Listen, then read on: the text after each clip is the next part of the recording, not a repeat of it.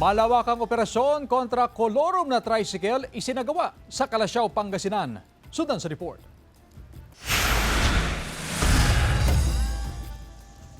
Nagsanib puwersa ang mga pulis at poso enforcers sa isinagawang anti-colorum operation sa Calasiao, Pangasinan kaninang umaga.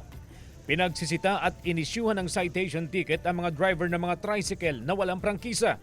Sa tala ng poso, mula sa tinatayang 5,000 na pumapasadang tricycle sa bayan, mahigit 1,000 lamang ang may prangkisa.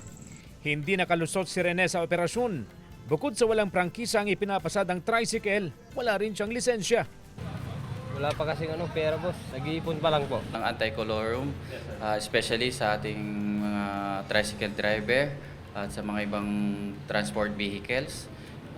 Ito po ay isang mandato sa amin na upang pangalagaan ang mga lehitimong mga mamamasahero sa bayan ng Calasiao. Sinita rin ng mga may-ari ng mga tricycle na pumaparada sa mga hindi angkop na lugar. Nagdudulot daw ito ng pagsikip sa daloy ng trapiko. Uniform din dapat ang kulay ng mga pumapasadang tricycle sa bayan. As is po yung kulay ng motor, blue and white. And then maghahanap din po ng pondo.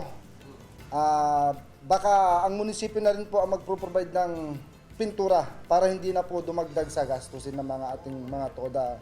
Bilang suporta, binigyan ng insurance ang mga lehitimong tricycle driver na galing sa lokal na pamahalaan.